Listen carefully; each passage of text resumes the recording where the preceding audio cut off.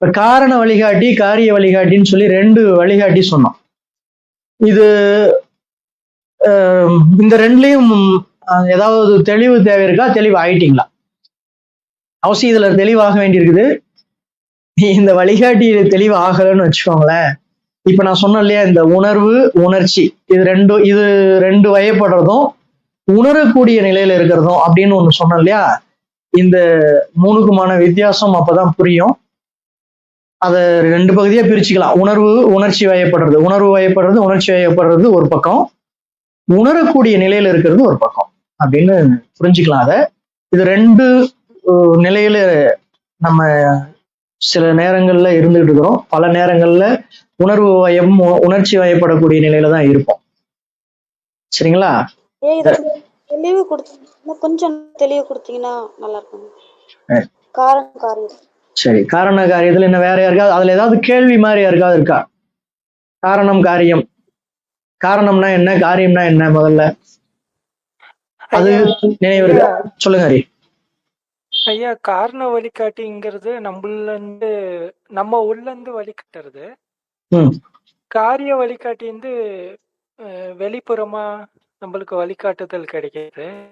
இப்ப எனக்கு ஒரு சந்தேகம் என்னன்னாக்கா, இப்ப நாம ஒரு குருவையோ யாரையோ நினைச்சு ஒரு வழிகாட்டுதல் கேக்குறோம். அப்ப நம்மளுக்கு ஒரு வழிகாட்டுதல் வந்து ஏதோ ஒரு வகையில கிடைக்குது. அது வந்து காரண வழிகாட்டியா காரிய வழிகாட்டியா அப்படிங்கிறது சரி தெளிவாகலாம். இப்ப நீங்க ஹரி என்ன சொல்றாருன்னா, நம்ம முன்னாடி சொன்னது கூட அப்படி சொல்லியிருக்கலாம். இருந்தாலும் அதை இன்னும் கூட ஆழமா தெளிவுபடுத்துறதுக்காக தான் அந்த கேள்வியை கேட்கிறோம். அதாவது என்னன்னா, காரண வழிகாட்டி அப்படிங்கிறது நமக்குள்ள இருந்து நமக்கு வழிகாட்டுவது, காரிய வழிகாட்டி அப்படிங்கிறது வந்து பாத்தீங்கன்னா புறத்திலிருந்து வழிகாட்டுவது அப்படிங்கிற மாதிரி நம்மளும் கூட சொல்லியிருக்கலாம், புரிஞ்சிருக்கலாம். ஏன்னா அன்னைக்கு இருந்த சூழலுக்கு அதை சொல்லியிருக்கலாம். இப்ப நாம அதுல இன்னும் தெளிவாக வேண்டி இருக்கிறதுக்காக தான் அதை சொல்றோம். அதை முதல்ல தெளிவாகுவோம். அதுக்கப்புறம் நாம வந்து ஒரு குருவை நினைச்சு அது நம்ம வந்து கேட்கிற போது அந்த வழிகாட்டுதல் கிடைக்குது, அது காரணமா காரியமா அப்படிங்கிற மாதிரி புரிஞ்சுக்கலாம். முதல்ல இப்ப இந்த காரணம் காரியம் அப்படிங்கிறதுக்கான விளக்கம் முதல்ல தெரியணும். காரணம்னா என்ன, காரியம்னா என்ன?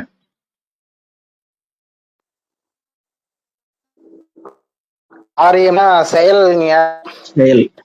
அந்த செயலுக்கு என்ன காரணம், அது எதுக்காக செய்யணுமோ அது காரணம். சரி, இதுல யாருக்காவது கருத்து இன்னும் வேற ஏதாவது இருக்கா? அதாவது காரியம்னா செயல், காரணம்ங்கிறது எதற்காக அந்த செயலை செய்கிறோமோ அது காரணம்.